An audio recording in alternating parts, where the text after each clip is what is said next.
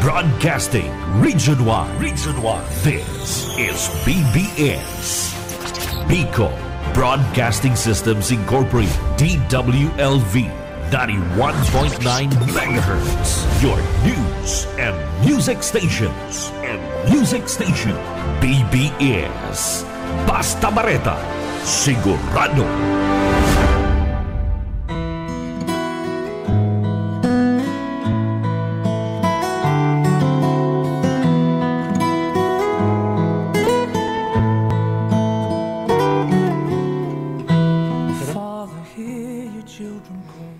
Magandang umaga po sa lahat ng mga sumusubaybay ng programang Biyaya sa Pag-aaga. Kami po ang inyong makasama sa oras ito. Ako po si Brother Lindo Abaha ng Naga City Church of Christ. Ako naman si Ate Merlin. At sa technical, kasama natin si Brother Stephen Pabis. Tulad ng sinabi ko po na kami po ang inyong makakasama sa programang Biyaya sa Pag-aaga dito sa 91.9 FM BBS DWLB. Bago po tayo magsimula, tayo muna po ay manalangin sa ating Panginoong Jesucristo. Hingi natin ang kanyang patnubay sa buhay natin. Tayo po ay manalangin, dakilang Diyos Ama na nasa langit. Muli kami nagpapasalamat sa iyo sa panibagong umaga, panibagong lakas at buhay na meron kami ngayon. Tunay na hindi ka po nagkukulang at sapat ang iyong biyaya na ibinibigay mo sa amin. Bagamat kami ay nagkukulang, ito'y pinupunuan mo, Ama. Salamat sa iyong pagmamahal.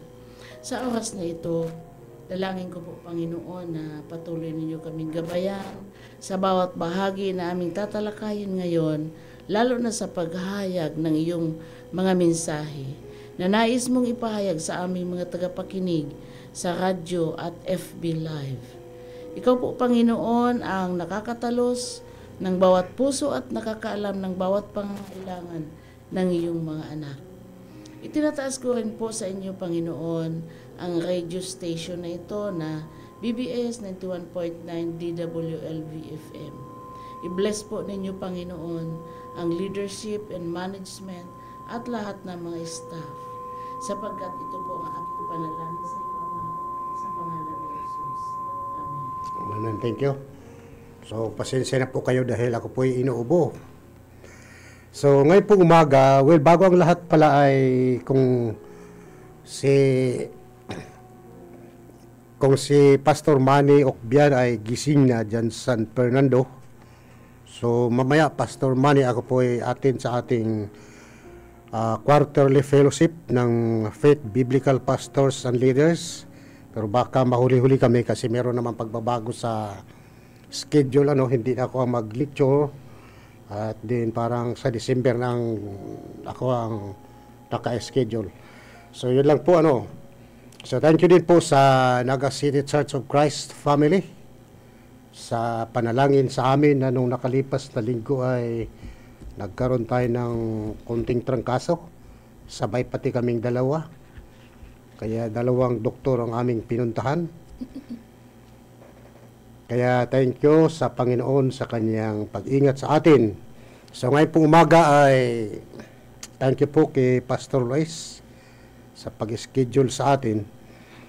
So ngayon pong umaga po ang ating pagbabatayan ng mensahe na ating talakayin sa umaga pong ito ay matagpuan natin sa Matthew chapter 2 verses 13 to 15. Matthew chapter 2 verses 13 to 15. Tagalog po ito. Ang sabi dito, pagkaalis nila, napakita kay Jose sa panaginip ang isang anghel ng Panginoon. Sinabi sa kanya, magbangon ka, dalhin mo agad sa Ehipto ang mag-ina, at huwag kayong aalis doon hanggat hindi ko sinasabi sa iyo, sapagkat hahanapin ni Herodes ang sanggol upang patayin. Verse 14, kaya dali-daling bumangon si Jose at nang gabing iyon, dinala sa Ehipto ang mag-ina. 15, doon sila tumira hanggang sa mamatay si Herodes. Thank you sa pagkabasa ng salita ng ating Panginoon ngayong umaga. Ang title po ng ating pag-usapan sa oras na ito ay Our Protection in God's Hand. Our Protection in God's Hand. Kung pag-usapan natin ang salitang protection, ang ibig sabihin is to defend, o di kaya guard, o di kaya safeguard, or to keep secure. Our protection, ibig sabihin sa Tagalog ang protection, Pag-iingat. ang pag-ingat ng Panginoon sa atin.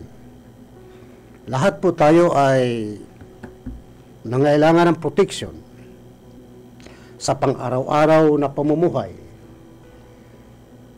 Sa mga rich people, marami silang mga security, marami silang gwardiya para sa kanilang protection sa buhay. Kahit sino, we need protection. So sa mga Kristiyano ay advantage sa mga Kristiyano, sa tunay na mga Kristiyano, sapagkat ang protection ng Diyos sa atin ay hindi lamang sa ating physical na katawan, of course, nandiyan na yan, but dahil meron tayong connection sa Panginoon, pati ang ating souls, ang ating buhay, ang ating kaluluwa ay protected by God. So marami mga tao ngayong panahon na nangailangan sila ng protection. Are they protected by God? Lahat ba ay protektado sila ng Panginoon? Okay, sa panglabas, araw-araw, tulad ng mga government officials, napakarami nilang mga security para maprotektahan ang kanilang buhay. But ang importante sa atin, mga kapatid, dapat yung protection ng Panginoon sa atin nandyan sa panlabas at protection ng Panginoon sa ating mga buhay o di kaya sa ating kaluluwa, sapagkat yun ay importante. Ang isang tao magkaroon lamang ng tunay na protection galing sa Panginoon kung ikaw po ay nakakunik, kung nakakunik ang ating buhay sa Panginoong Jesucristo. So every day, as Christians, every day we are protected by God. Sa ating text na binasa ngayong umaga, ito po'y patungkol sa story ni Joseph, ni Mary at sa kapanganakan ng ating Panginoon. Mabasa natin dito sa talata, pagkaalis ng mga kapantas, nagpakita kay Jose sa panaginip ang isang anghel ng Panginoon. Sinabi nito sa kanya, bumangon ka. Yung word na bumangon, very important word and very interesting word. So ngayong umaga, mga kapatid, how does God protect us? Ito, pinag-usapan natin ito, ang talatang ito tungkol sa protection ng Panginoon kay Joseph, kay Mary at saka kapanganakan ng Panginoon. But in general, how does God protect us? Paano tayo pinoprotektahan ng ating Panginoon? There are three important things we need to discuss this morning, mga kapatid. Number one, God's eyes is always watching us. Ibig sabihin, ang mga Kristiyano, ang mata ng Diyos ay laging nakatingin sa atin. Saan natin mabasa yung laging nakatingin? Yung sabi rito sa verse 13, nagpakita kay Jose sa panaginip. Nagpakita sa kanya ang isang anghel. Bakit? Bakit? Magtataka tayo. Bakit nagpakita ang isang anghel kay Joseph sa gabing yun? Sapagkat namimiligro ang kanilang buhay. Dahil nalaman during the time, sa panahon ni Joseph, ang hari noon si Haring Herodes. Nalaman ngayon ni Herodes na mayroong isang ipapanganak na isang hari na tagapagligtas. Tulad ng sinabi ko during the time, si Herodes ang hari. Nalaman ito ni Herodes na mayroong isang anak, mayroong isang ipapanganak na tagapagligtas. At medyo hindi ito nagustuhan ni Herodes sapagkat sabi niya, hindi, ayaw niya. Kasi si Christ ay tinatawag itong the King of the Jews Where is he, the King of the Jews? Saan siya ipinanganak, ang hari ng mga Hudyo? So, paano si Joseph, sabi natin, ay pinoprotektahan ng Panginoon? God's eyes is always watching us. Tayo din naman. What is watching, mga kapatid? Pag sinabi natin, anong ibig sabihin ng word na watching? Sapagkat sabi natin, ang Diyos ay laging tumitingin sa atin everyday. Saan ka man pupunta, saan ka man magbibiyahe, nandyan ang protection ng Panginoon sa atin. So, paano siya nag-protect? So, ano ibig sabihin ng what is watching? Tingnan natin ang Psalm 33 verse 14. Ang sabi dito sa Psalms 33 verse 14 Tagalog, nagmamasid siya at namamahala sa lahat ng tao sa balat ng lupa. So, anong ibig sabihin ng watching? Ang sabi rito, nagmamasid ang Panginoon. Nagmamasid siya at namamahala sa lahat ng tao. So, anong ibig sabihin ng watching? Means to observe clearly. Sabi natin, observe clearly, tayo po ay masusing tinitingnan ng Panginoon. Di ba para yung bata, no? Sinaranasan ko na yung maliit na bata, nung maliit pa yung ating lalaki. Pag pumupunta sa tindahan, tinitingnan natin. So, ganun ang Panginoon. Kung tayo nga ay mayroong protection sa ating mahal sa buhay, mas lalo na tayong mga anak ng Diyos na may protection ang Panginoon sa atin. Observe clearly.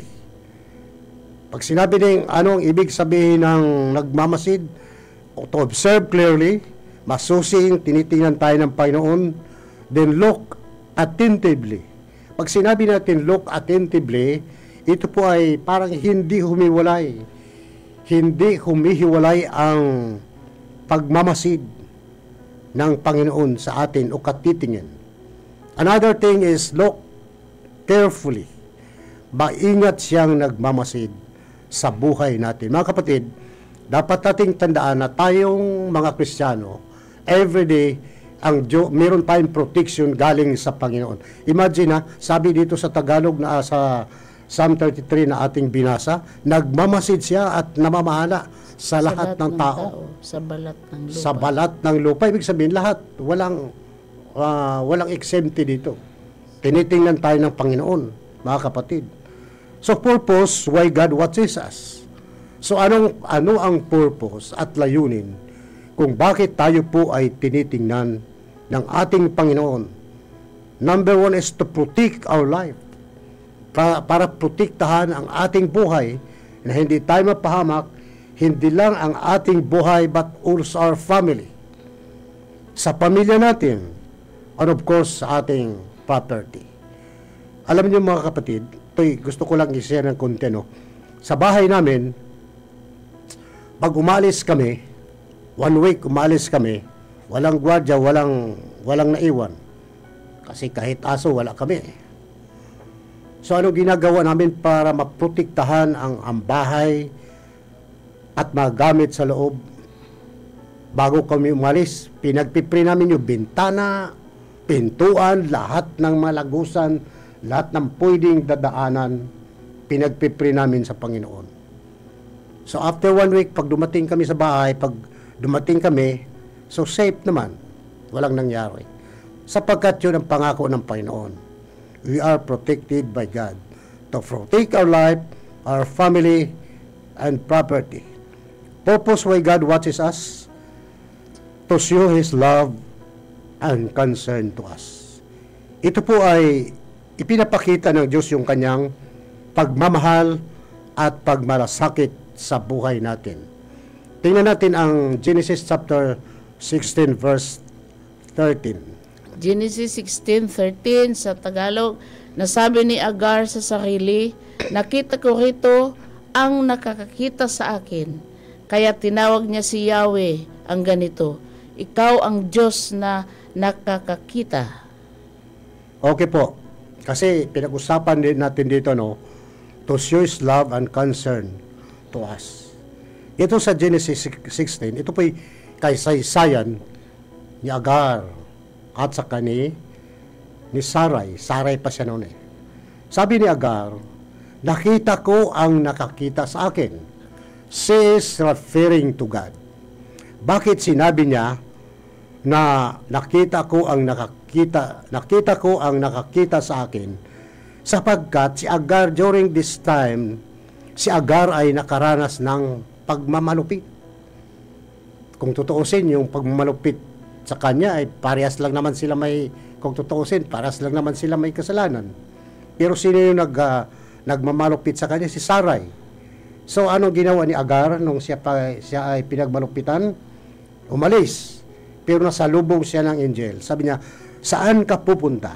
Sabi ni Agar, ako ay umalis ako sapagkat ako ay pinagmalupitan ng aking amo. Sabi ng anghel, no, bumalik ka at magpasakop ka. Ngayon, yung sinabi rito sa talata na nakita ko ang nakakita sa akin, ito po'y patungkol sa amang Diyos.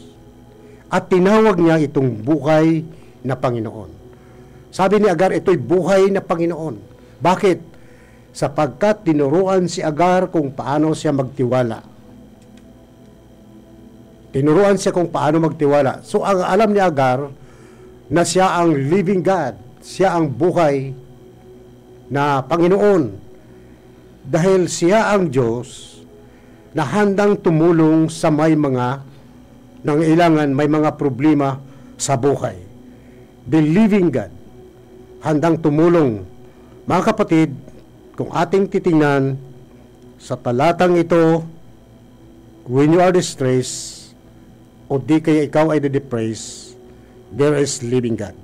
Kung ikaw ay lonely, mayroong buhay ng Diyos na handang magputik sa buhay natin. Pangalawa pong importante, why does God protect us? Number 2 is, God's angels are always guarding us. Anong ibig sabihin? God's angels are always guarding us. Guarding. Nagbabantay sa atin. Paano binabantayan ng anghel si Joseph? Diba sa verse 13 and then, Hebrews. Verse 14, letter B ng chapter 2 ng Matthew sa pinaka-main-text natin. Sabi rito, bumangon ka, Jose. At sa gabing iyon, dinala niya sa Ehipto ang kanyang ina. Mag-ina. So, paano binabantayan ng Panginoon? Nangusap ang anghel kay Jose. Sabi ng anghel, take the young child at pumunta kayo sa Ehipto. Well, meron tayong tingnan natin dito, kasi yung angel, pinag-usapan natin dito, na yung angel ang nangusap kay Joseph. Tingnan natin Hebrews chapter 1, verse 14. Hebrews 1:14, ano ang mga anghel kung gayon? Sila'y mga espiritong naglilingkod sa Diyos at mga sinusugo niya upang tumulong sa mga maliligtas. Kasi dito, ang angel ay nangusap kay Joseph na bumangon ka, take the young child and his mother to Egypt. So pinakita rito, ano yung tungkulin ng angels? The angels are the ministering spirit who serve the Lord. Sabi dito sa Hebrews, ang anghel ay nagmiministeryo at tumutulong at inutusan ng Panginoon at ito'y tumutulong sa mga maliligtas sa pamamagitan ng pananampalataya kay Kristo Jesus. Now, sa theology o di kaya sa doctrine of angelology, mabasa natin doon na ang angel, ang ministry ng angel ay, ibig sabihin, ito yung tagapag-ingat, nag-remind nga kay Joseph So, sa doktrina ng angelology doctrine ay sinasabi, ang tao ay mas mataas kaysa angel. Pwede mong utusan. Kaya nga, minsan may mga aksidente, na may mga aksidenteng nangyari na, minsan kung kailan yung maliit na bata, yung magulang, minsan namamatay sa aksidente, nabanggaan, yung sinasakyan, pero yung maliit na bata ay naligtas. Kasi bawat isa, meron tayong tinatawag na guardian angels. Mayroong bawat isa sa atin, may naka-assign na anghel nag-ingat sa atin.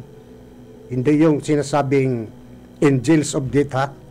Wala tayong angels of death. Kundi ang angel ay ito yung nag-ingat sa atin para tayo po ay hindi madisgrasya. Sabi rito, guarding us. Binabantayan ng Panginoon si Joseph. And then, dito po sa pangatlo, dahil ang ating oras ay limitado, why does God protect us? Pangatlo, God's Word is always guiding us. Ang salita ng Diyos ay laging, ano ba yung guide sa Tagalog? Nangunguna. Nangunguna. O di kaya direksyon. Nagdidirect. Tingnan natin sa 13. Sabi rito, sinabi nito sa kanya, bumangon ka't dalhin mo agad sa Egypt ang iyong mag-ina. Guiding. The word, ito yung, pag sinabi natin na God's word is always guiding us. Sapagat ano ang salita ng anghel kay Joseph? Bumangon ka, dalhin mo agad sa Ehipto ang inyong mag-ina, sapagkat delikado ang kalagayan niyo dito. Take the young child to Egypt. At sabi rito, huwag kang umalis. Sana yon, sana natin mabasa yun. Huwag kang umalis. Sa verse 13, sa ibaba, no? Letter B. At huwag kayong alis doon hanggat hindi ko sinasabi, sapagkat hanapin ni Herodes ang bata upang patayin. Ito yung command ng Panginoon. Take the young child to Egypt. And then ano yung pinaka-importanting sinabi rito? Huwag kang umalis hanggat hindi ko sinasabi sa iyo. Ito yung tamang direksyon. 'Di ba? Pag sinabi natin na guiding us, mayroong tinatawag na right direction to a specific place at sa specific time. Ano yung specific place? Egypt. Sa Egypt. Ano yung specific time? Umaga. Bumangon ka. Kaya nga umaga bagat ba walang oras, pero umaga ito, sapagkat bumangon ka. Gabi. Gabi, no? Bumangon ka at dalhin mo. Gabing yun, dinala sa Ehipto. Sa gabing yun. So, ibig sabihin, nung marinig ni Joseph yung salita ng Panginoon, bumangon ka, hindi siya nag-atubili, nadalhin agad. Siyempre, niisip ni Joseph, dapat, kasi papatay lang naman ni Herodes, dapat kami ay tumakas. Yun ang direksyon ng Panginoon sa kanya. Tingnan natin ang Proverbs. Sa Proverbs 8:24. Bilis-bilisan natin. Proverbs 8:24, mapalad ang taong sa akin ay nakikinig, laging nag-aabang, at sa akin laging nakatitig. Yan. So, ang tanong dito, sabi rito, mapalad ang sa akin ay laging nakikinig at nakatingin. So, ang tanong dito, tayo ba ay nakikinig sa Panginoon? Are we listening to the Word of God? Ano ang resulta dito dahil si Joseph ay sumunod sa guiding, sa pangunguna ng Panginoon sa pangusap, napabuti ang pamilya ni Joseph. They were protected by God. Why? Because the Word of God brings protection to our family. Sabi ng Panginoon, heaven and earth shall pass away, but of my word never pass away. Mga kapatid, kung ating titingnan, mahalagang bagay ang protection ng Panginoon sa buhay po natin. So lastly, meron akong basahin dito sa Psalm 119 verse 5. 119 verse 105. Psalms 119 105. Salita mo isang tanglaw na sa akin ay patnubay, liwanag na tumatanglaw sa landas kong daraanan. Sa landas kong daraanan. Dito po sa talatang ito, shorten ko lang merong dalawang word dito, merong dalawang sentence na pinagsama sa isang talata. Ano yung dalawang bagay rito na pinagsama sa isang talata? Ibig sabihin nito, life is path. Ano ibig sabihin? Ang buhay ay parang daan. Pangalawa, Bakit? Because the Word of God is the light. Ang salita ng Diyos ay liwanag that help us to follow the right path. Ang buhay ay parang isang daan at ang salita ng Diyos ay isang liwanag na ito'y makakatulong sa atin para tayo sumunod, sundin natin ang tamang daan galing sa Panginoong Jesucristo. Tayo po ay manalangin. Aming Diyos, salamat po kay umaga sa inyong salita na aming nabahagi. Thank you, Lord, for the assurance that you are protected, na kami po ay protektado mo, Panginoon. We are protected by your words, dakilap, Panginoon. Ang importante lamang, kami po ay sumunod sa inyong kalooban. Panginoon, pagpalay mo po ang lahat ng mga nakikinig ngayong umaga. Alam ko, Panginoon, ang Naga City ay busy dahil sa kalang celebration. But salamat, Panginoon, sapagkat kami ay meron kaming panahon para sa iyo. Dakilang Panginoon, pagpalay mo po ang lahat ng mga may karamdaman ngayong umaga. Ipuin mo po sila, bigyan mo po sila ng kagalingan, dakilang Panginoon. Ang nanghina, palakasin mo. Panginoon, pagpalain mo rin po ang radio station na ito, DWLB, lahat ng mga staff nagtatrabaho, Panginoon, i-guide mo po sila araw-araw, especially sa aming technician na maagang-maaga, palamang si Brother Stephen Pabis, maagang-maaga pa lamang siya pumupunta rito upang mag-assist. Ito po ay kasama. Siya ay naglilingkod sa ating Panginoon. Panginoon, salamat po sa umagang ito po ang aking dalangin sa pangalan ni Jesus. Amen. So, ito po muli si Brother Lindo. Ko naman si Ate Meli. Sa technical ay nakasama natin si Brother Stephen Pabis. At susunod na po ang kakampi Network News, si Sir John Bernas. Thank you po and God bless you.